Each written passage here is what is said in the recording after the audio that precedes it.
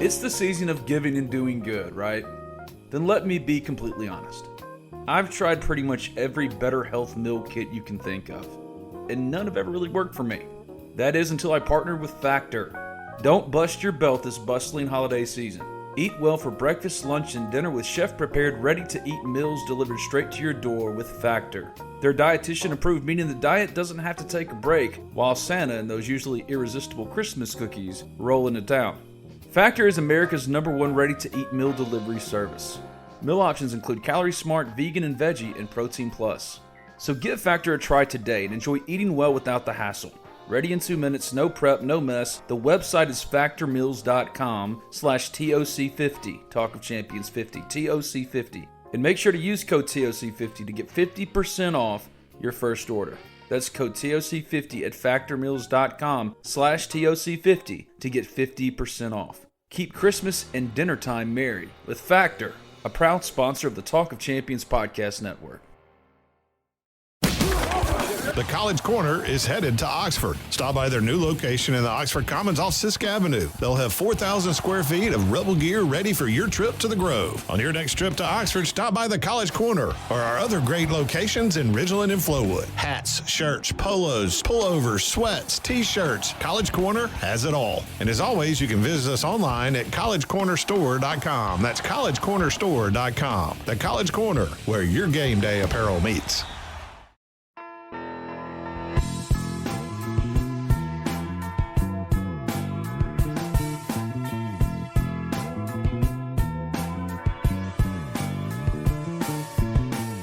Welcome into an all-new edition of the Flagship on this January 11th, 2024. I'm Ben Garrett at Spirit Ben on Twitter. He's Zach Berry at Zach_Berry.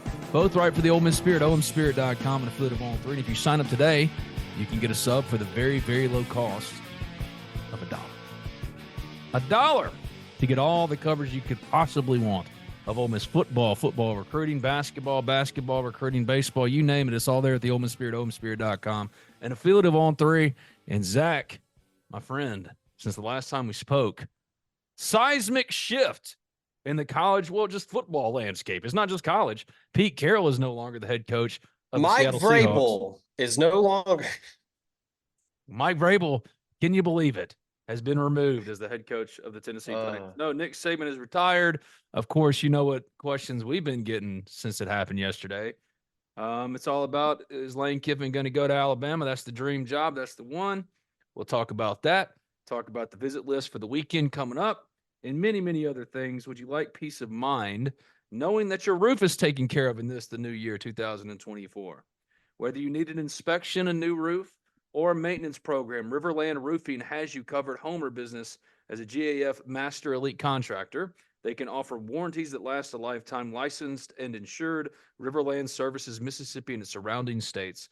Call them today for all of your roofing needs. It's Riverland at 662-644-4297. That's 662-644-4297. Or you can visit them online at riverlandroofing.com. Hello, Zach.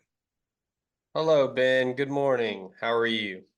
I'm living the dream, man. It's, like I said, January 11th, 2024. And so much has happened in this sport that we love so much, football. It's not just Pete Carroll. It's not just Nick Saban. It's Mike Vrabel. No, okay. Nick Saban has retired as Alabama head coach after 17 seasons. He's the most successful head coach in college football history, and arguably one of, if not the GOAT. My question for you is, what does that mean for Lane Kiffin, if it means anything at all? He is the GOAT. Yeah, yeah. But do you buy it meaning anything for Lane Kiffin? No. Okay. That's all, folks. Thanks for tuning into this edition of the Flag. No, I don't think so. Real quick. So quick story time. All right. So back in 2012, a good friend of mine from high school was getting married, and he and his wife both attended the University of Alabama. Roll Tide. Roll Tide. So they get married in Tuscaloosa. So my wife and I, who at the time we were just, we were going steady. It was actually our first trip together. We all went to. She was your first steady gal, right? Sorry. Yeah. no one before her or after. So we all went to high school with this guy, so close friends. So we go to Tuscaloosa, and so I was like, hey, when we get into town before we get to the really nice Holiday Inn, which, by the way, correctly guessed the Wi-Fi password as soon as we walked in. I jokingly turned to my wife and said, hey, I bet it's Roll Tide. It was Roll Tide. Yeah. I was like, hey, when we get into town, let's go over to the statues by the stadium. I want to go see the statues. And so we go over there. I took a picture standing next to Nick Saban's statue, like mocking his statue, which is him clapping. And so I was looking at that picture yesterday, I sent it to some friends. We were laughing. And I was like, you know what? Looking at this, so this was 2012. So, 12 years later, almost to the day of when the picture was taken. It's pretty insane, but also kind of cool that Alabama was like, yeah, we're going to build a statue for this guy because he won a national championship, because that's what they do. Anytime a coach wins a title, they get a statue. And they have these, semicircle wall behind them with the years of all the titles they won. So at this time, 09, 11, so Saban only had 2 at Alabama. But they left all this space. Yeah. Just because, he's going to win a bunch. So I noticed it at the time and I kind of laughed, but then now looking back, it's kind of cool. Like, oh yeah, Alabama knew knew he was going to win a bunch. Now the question is, who's next? And it's not going to be Dan Lanning. Dan Lanning announced. I thought it was going to be Dan Lanning. I learned last night, I don't know the language, but a good friend of mine that is an attorney said that he had heard that there is some kind of language or something in Dan Lanning's contract where he has a sizable chunk of Nike stock that I guess he obtains after a certain amount of time. So hey, secure that bag, man. Yeah, don't leave, Dan. Please don't leave. At least do it for me. $20 million buyout probably had something to do with it as well. I mean, that I don't care for even Alabama. I don't know. 20 million is 20 million, but he comes out. I'm kind of at the point now with sports where buyouts just don't matter anymore. But the obsession with what people are making is weird, specifically when it comes to, if so-and-so, like DeAndre Hopkins on Sunday fell 3 yards shy of $1 million bonus. Yeah, because Ryan Tannehill is garbage. But my question is why do we care about that man's money? I don't care about that man's money. And I think, so like for me, yeah, it might have been the $20 million buyout with this. The biggest thing today, as we move this thing ahead, is that Dan Lanning has announced in a very public and kind of cool way with the video he posted. Use it as a recruiting tool. Yeah, and as all the best coaches in college football do. Yeah. He announced that he's staying. That he's staying at Oregon. Now the question becomes, who's next? Nobody wants to be the guy to follow Nick Saban. No. They want to be the guy that follows the guy that followed Nick Saban. And that includes Lane as well. Now, if Lane was offered this job, Ole Miss fans, you need to be tossing and turning at night worried about him taking it. No doubt about it. But I just don't think that. I don't think it gets to that. I don't think it gets to that. I think Mike Norvell might be next. I think DeBoer from Washington. I think it's Mike Norvell, Kalen DeBoer. I don't think Alabama goes the NFL route. I mean, I saw Andy Staples put together a quick hot list. Vrabel was on it.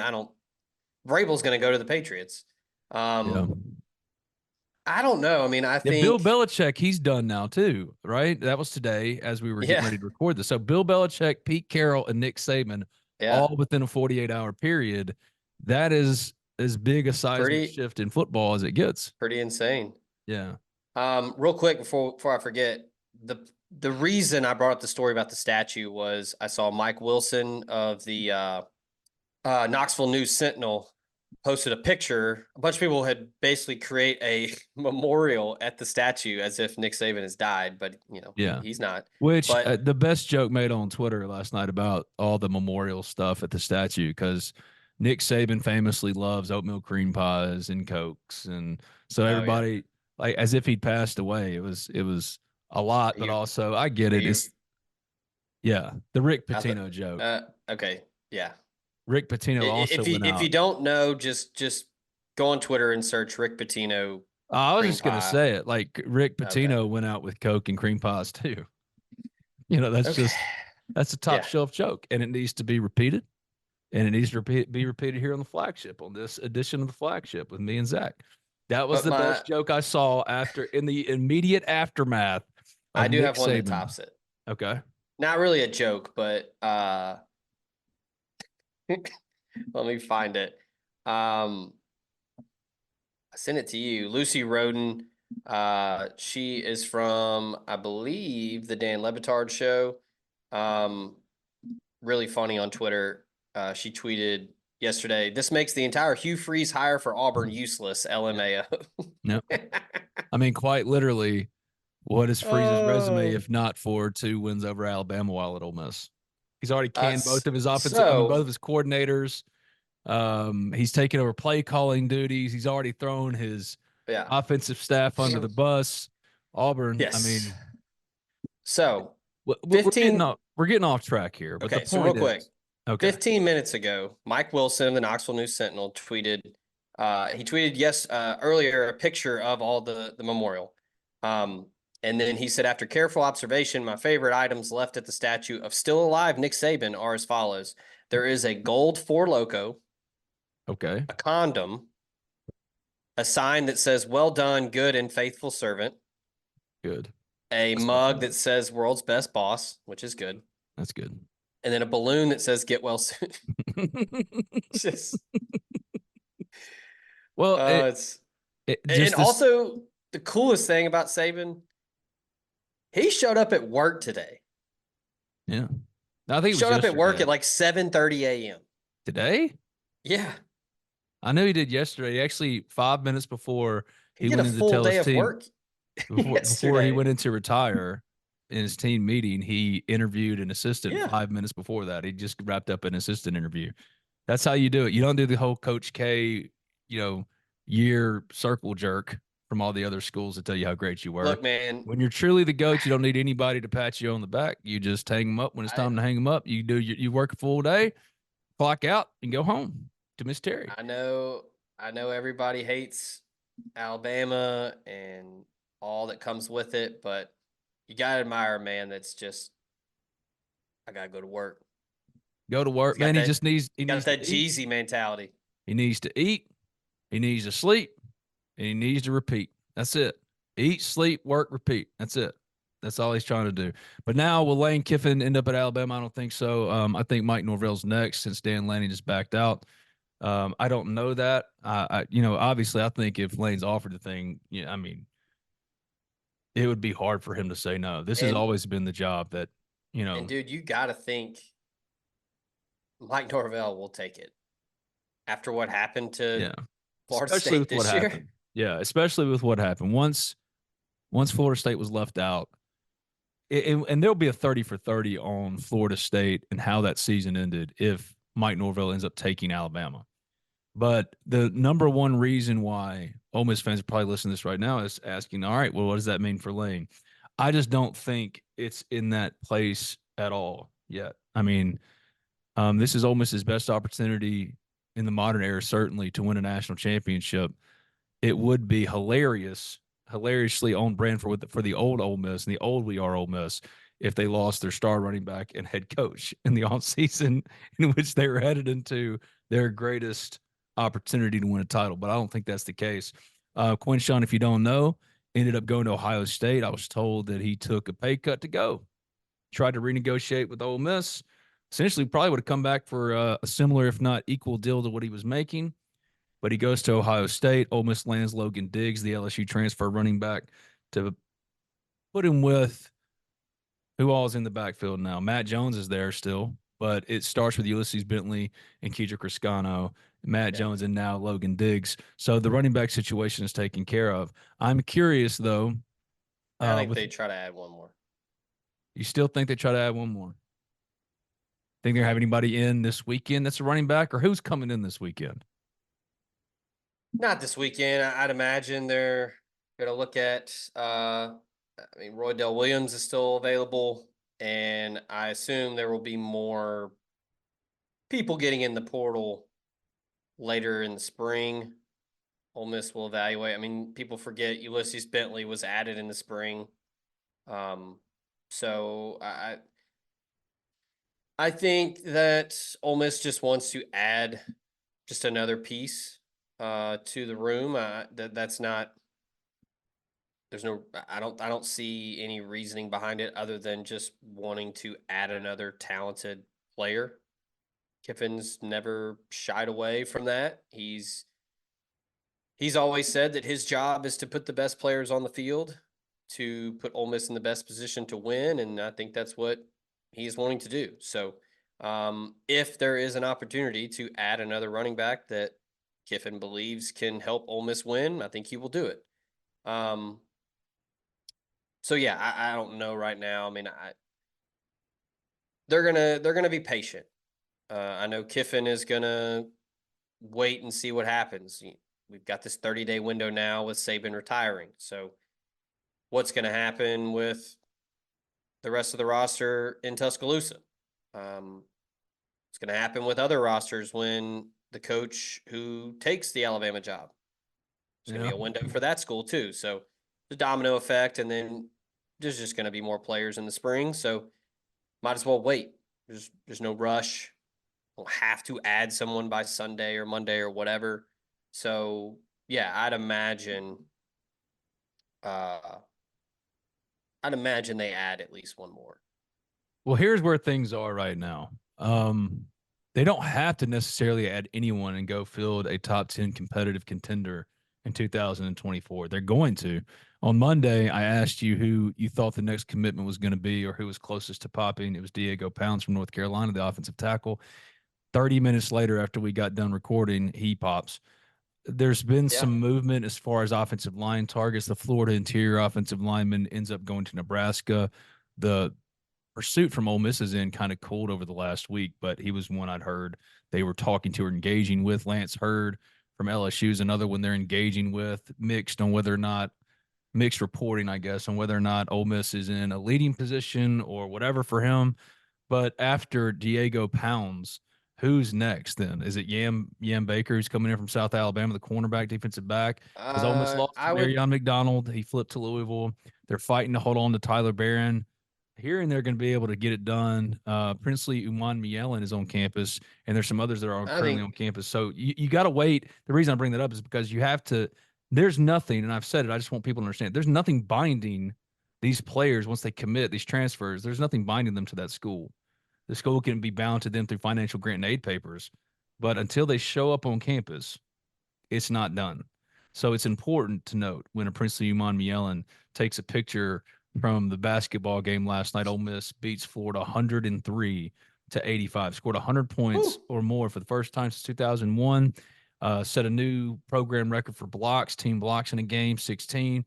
Jamarian Sharp had 9 to set the single game record for Ole Miss. They bounced back from that ugly loss to Tennessee, in which you and I were both in attendance for, and whip Florida to get back on track. They're 14-1, 1-1 in the SEC, comfortably still projected as an NCAA tournament team, but beating a team like Florida, which is comparable in both position in the SEC and also as a contender, I would say for the NCAA tournament, you got to win those games. Almost didn't do that regularly, especially in the last couple of years under Kermit.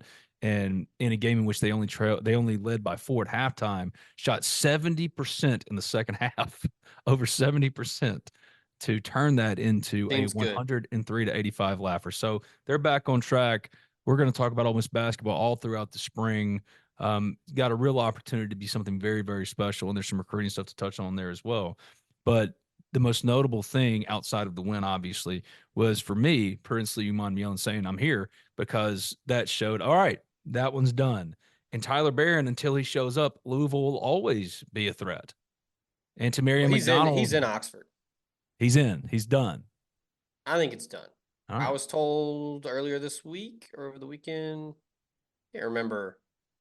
Talked to an Ole Miss staffer, and the quote was, "We should be good." Yesterday, he tweets out the finish line emoji. He's in Oxford. I believe Lane Kiffin went on Twitter and searched Moneyball in the GIF, in the little GIF library, and picked the wrong GIF, because he did the one where Brad Pitt is just kind of perplexed and he just says K. Well, maybe he is perplexed because that finish line I don't think so. flag, that I finish think line flag is something that his brother, who is now a Louisville Cardinal, and his former teammate Tennessee Tamari McDonald, now a Louisville Cardinal, have both used social media posts. So maybe just the most online coach in college football is understanding the language we don't understand, I right? I think he Maybe picked I think he picked the wrong gift because he I'll take your quickly word for it. deleted it and then put a new one up. There you go. Um, Take your word for it. so yeah, I think Barron's done. I was told he was looking around town for a place to live. Again, the Ole Miss staffer I talked with said they think that they're good. Right now, I think it's Umami Ellen, Barron, Pupal. There might be one other that are in town already. But yeah, I don't expect any other drama there. This is not a slight to Mary McDonald, but I think Tyler Barron is obviously the more important player. Well, that was the reaction I think once it happened. Is Position what of is this? need. Yeah, is what it meant for Tyler Barron, not necessarily. I mean, Tamari McDonald's a good player and almost wanted him, but Yeah, yeah, um, yeah. Louisville's doing a really good job of securing guys in the portal. I think they have the number one portal class or first or second ahead of Ole Miss, even on 3. I would disagree with that. I think Ole Miss's quality is better, but they're Yeah, they're just because of quantity. Yeah. yeah, they're uniquely positioned as similar to Ole Miss to go compete in the expanded playoff for national championship next year. So this is what you wanted to see Ole Miss do: step up in this new space and these new opportunities, and really go for it. And that's exactly what Louisville's doing as well. That's the beauty of this new age of college football, where NIL and player movement dominates everything. To where in Alabama, yes, Lane Kiffin, I think, would be hella tempted to go to Alabama. However, it's not the shoe-in thing as it used to be. It's not like Lane Kiffin has to step up to a bigger job to increase his profile. The whole world has changed in that way. Dan Lanning, we're in a world now where Dan Lanning at Oregon comes out and says, "No, I'm not going to Alabama. I'm staying here." A coach spurns Alabama to stay at Oregon. If Dan Lanning would have said yes, he'd have been the Alabama head coach today. And I think that's notable in that think about the control and everything that Nick Saban was given and allowed at Alabama. It's not like that's the same situation that the next head coach is walking into. He earned that, just like Lane Kiffin over 5 years at Ole Miss has earned the autonomy that he has here, where no one quite really questions what he decides to do and the decisions he makes. He allows Quinshon Judkins to walk, renegotiates and talks to him a little bit after the decision has been made. But quite frankly, he got to a certain price point with even his star running back and said, "No, that doesn't work for me." And it's the same thing with Tamari McDonald. Not that he's any good player, but it got to a price point that almost was like, it's not worth it. Louisville is willing to pay him more. Good for the kid. But from an Ole Miss decision making standpoint, it's like, why do that when there maybe is a comparable player on their board and Yam Baker is coming in from South Alabama this weekend? So that part of it Yeah, Banks. in Banks. Yam Banks. Sorry. But that's kind of for me where I'm at on it.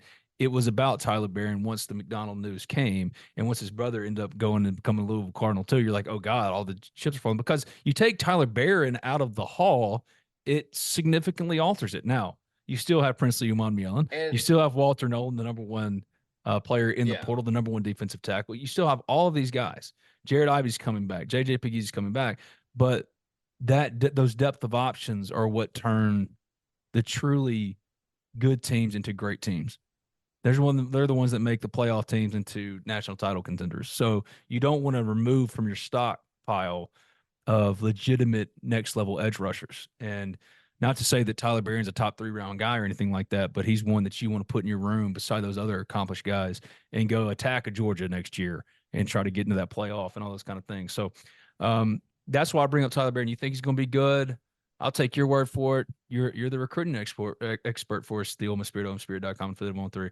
I'm going to take your word for it. I do think that until there's something more of official of an announcement, that I'm still going to, just like with Lane, until there's a coach that replaces Nick Saban, yeah, it's a threat. And if you're not calling it a threat, you're kind of covering your eyes and hoping for the best. And the hope and a prayer isn't what you should be kind of relying on in college football, especially in college football. yeah. Coverage. So going back to Kiffin to Alabama.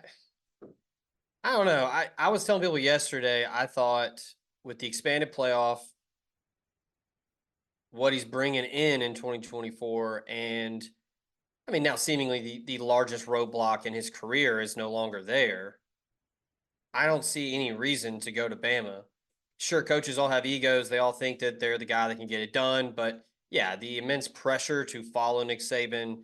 I saw a great point that was brought up. I can't remember who it was, but somebody was, it was Chuck. He was talking about just the full autonomy and control Nick Saban had, where a personnel guy, Chuck knew, got the job, and he asked Saban for like this, and this, and Saban was like, yeah, we can do that. And he was like, okay, so who do you have to get that cleared through before I start? And he was like, nobody, it's me, like it's done.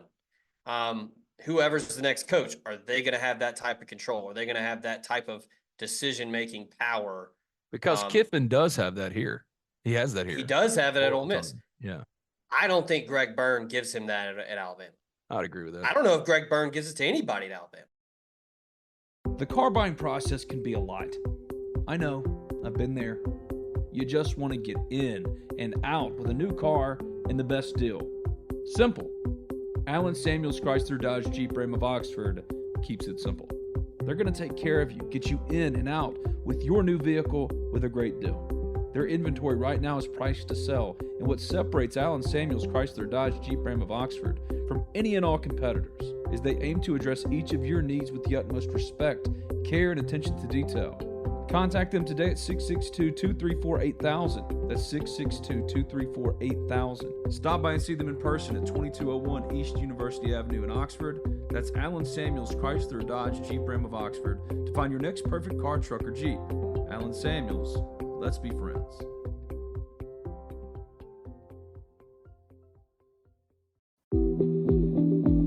Introducing the new and improved BNA Bank mobile app. From setting transaction alerts and tracking your spending habits to managing travel plans and turning off a lost or stolen debit card, you can take care of all of it in the new BNA mobile app. At BNA Bank, we know that life moves pretty fast, and we have the mobile technology to keep up with your life on the go. BNA Bank. Local, invested, modern banking.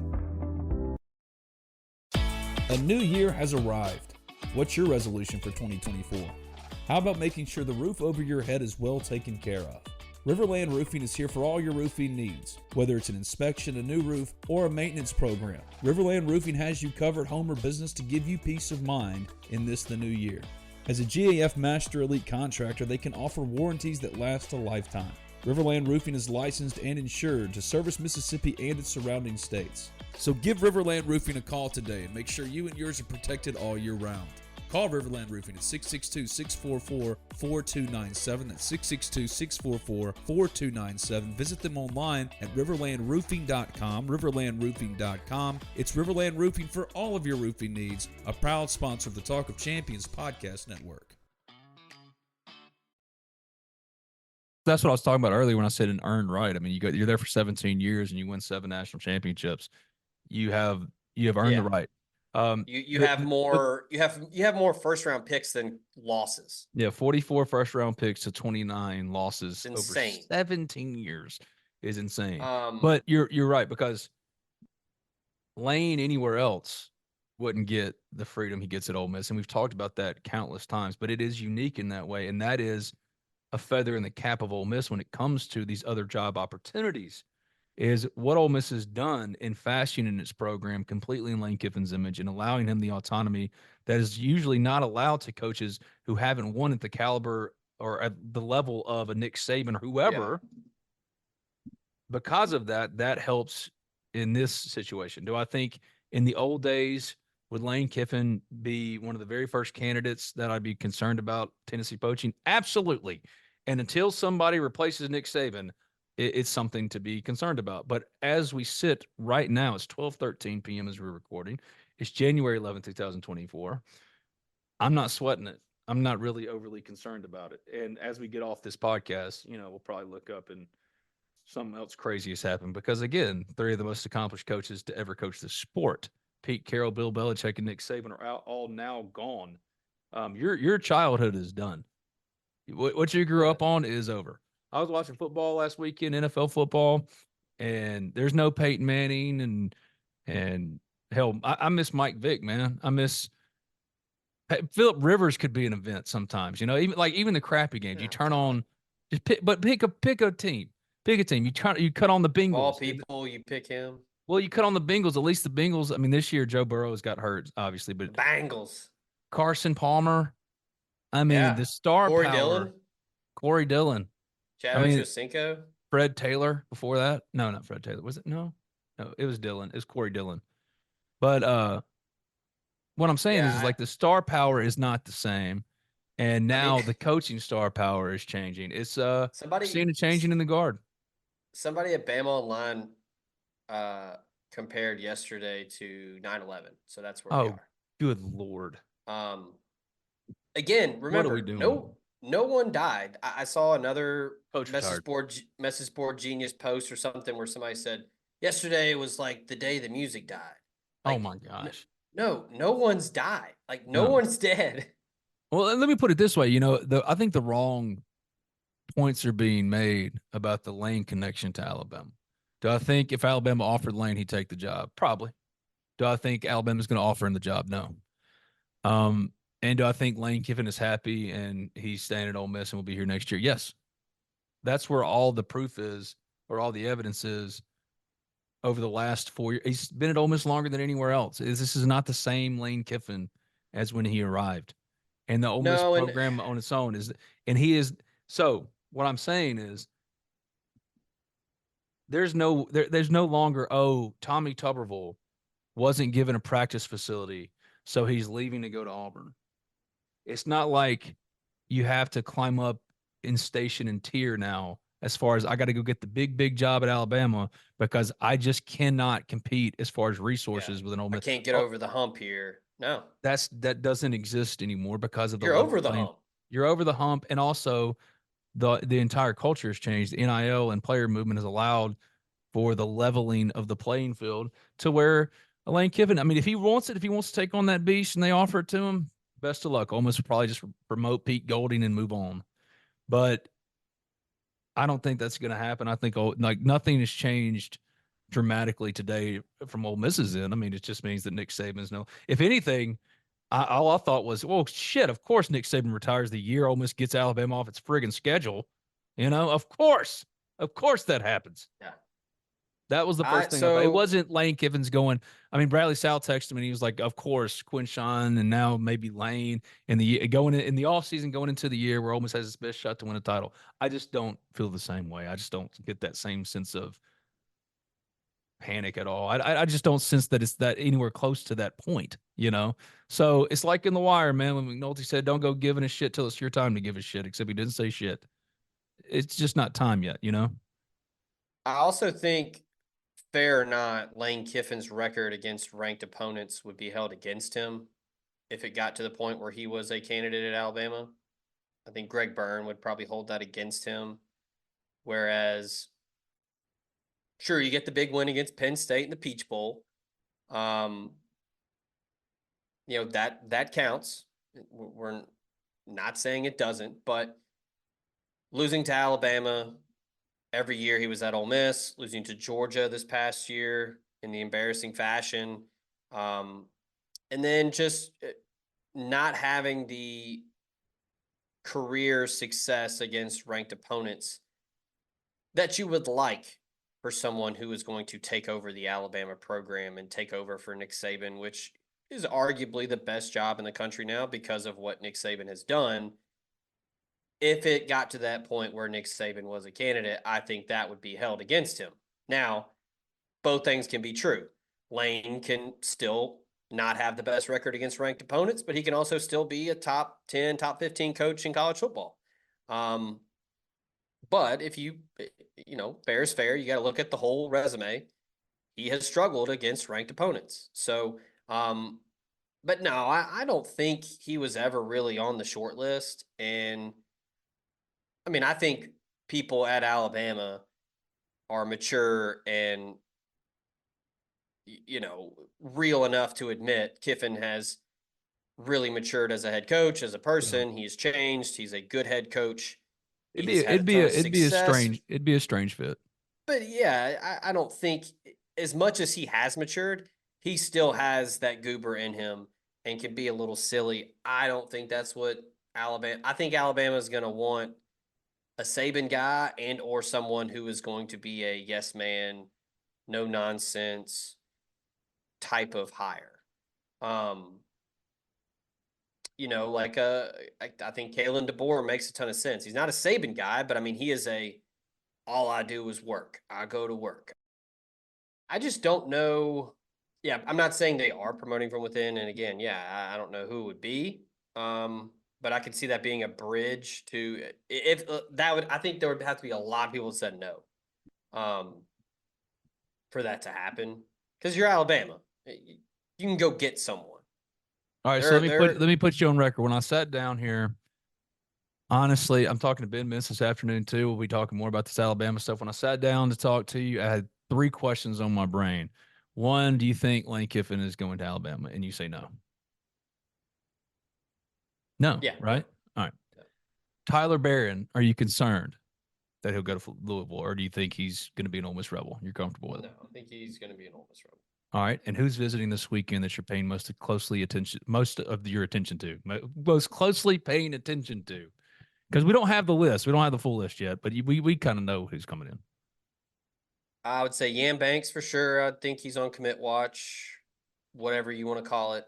I think that most likely gets done before the weekend's out.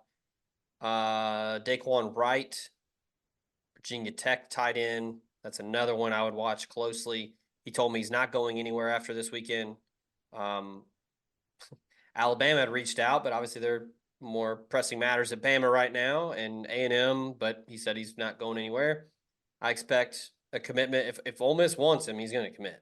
Yeah. Well, that was true. That was the case before Christmas. I mean, this was a player that we brought up on this podcast, that I brought up specifically on this podcast, that was supposed to visit back before Christmas. And yeah, I never asked him. I plan on talking to him after the weekend, I would assume, for a commitment story. I'll find out then, why the visit was canceled. But yeah, like crazy athlete. Blew up as a senior. On 3, ranked him as a 4-star. Super twitchy athlete, very bouncy. Like, he would be a great compliment to Caden Prieskorn. I think Kiffin would love to play them on the field at the same time. That would put people in a bind. Really freaky athlete that would bring a lot to that tight end room. He's a different type of tight end when looking at Prieskorn, and Hudson Wolf, and there you go. I'm getting the other 2 mixed up. Whichever one didn't get in the portal. Javante Connor's returning. Connor is still there. Yeah. Yeah, Kyron Heath is now at Southern Miss. Connor's got some twitch to him, but Daquan's a little more twitchy. Those are probably the 2 that I would look at the most. Gerald Mincy, he's supposed to arrive today. I'd imagine the Tennessee offensive lineman. Yeah, I'd imagine Ole Miss could go 3 for 3 there. Because Percy Lewis is done. He's gone. I think he's going to go to Tennessee.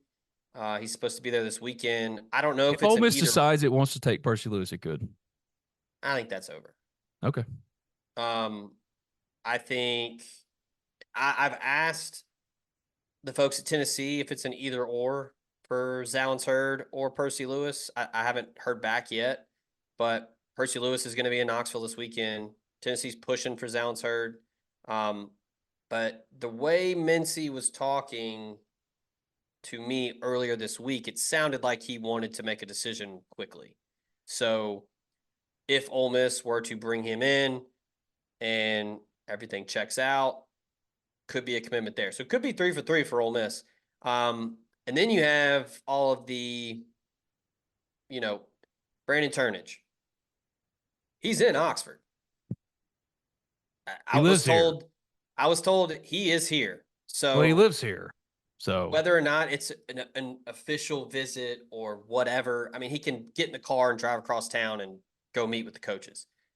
When he got in the portal, whenever it was in December, I was told Ole Miss reached out and they like his versatility. He's played a lot of football. I think the staff likes his like that positionless football where he can play all 5 secondary positions. Otis Reese. He's Otis Reese. Yeah. Kendrick Blackshire's is another one. Haven't heard back from Kendrick.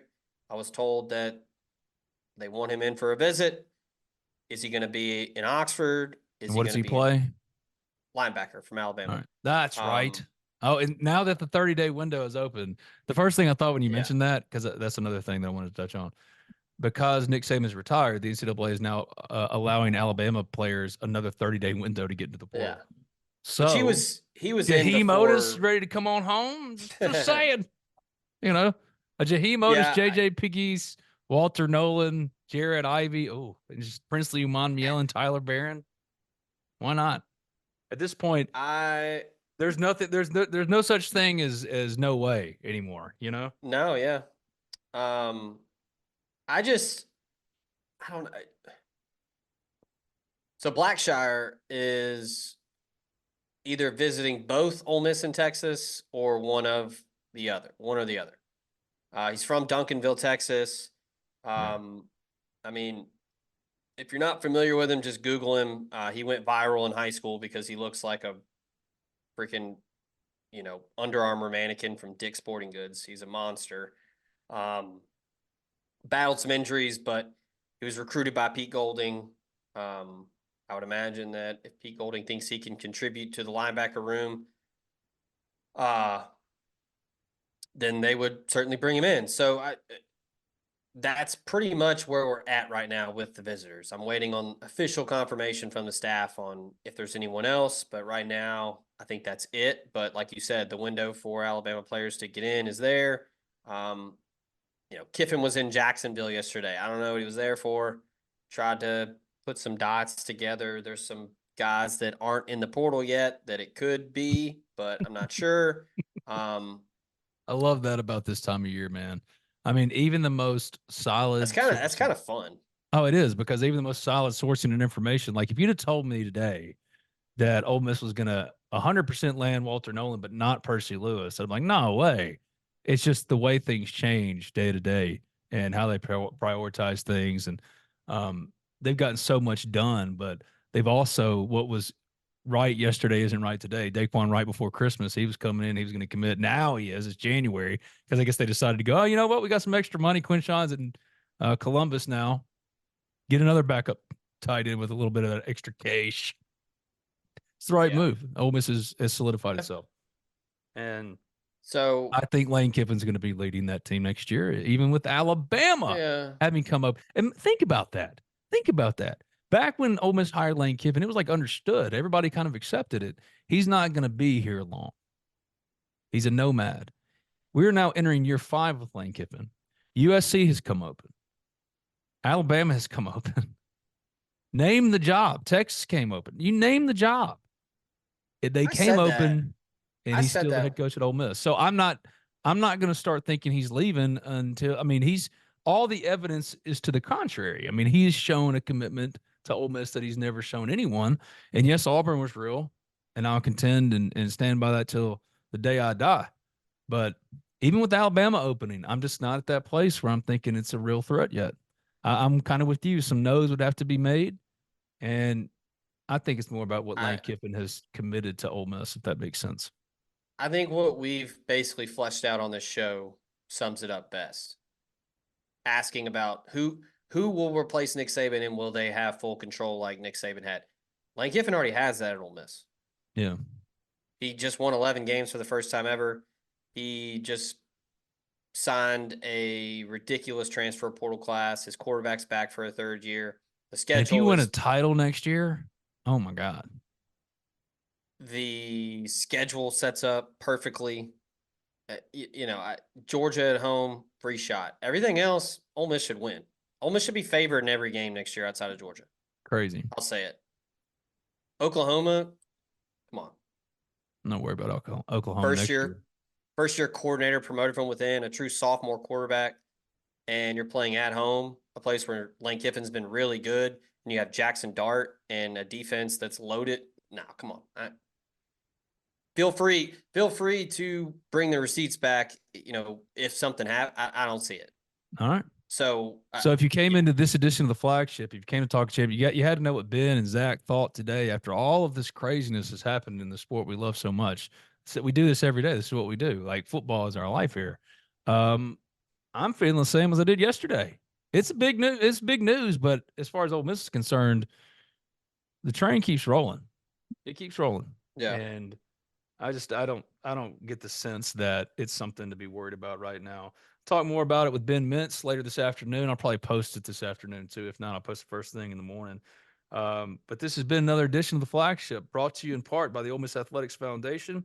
And right now, football season tickets for 2024 are available for renewal and for new season ticket holders. If you want to become one, the Ole Miss Athletics Foundation, contact them today. Go to OleMissTix.com. Morgan Wallen tickets for his show in April can still be purchased at OleMissTix.com. Men's and women's tennis also have upcoming matches at home later this month. Tickets are not required. And, of course, there are SEC mini plans for men's and women's basketball, and men's basketball is back. That's the Ole Miss Athletics Foundation, one of the many proud sponsors of this, the Flagship and Talk of Champions podcast network. Thank you, man. We'll do it again. I enjoyed it. I'm not going to worry about it. You shouldn't either. And if Ole Miss doesn't get at least 2 commitments from transfers this weekend, it's all Zach's fault. See ya.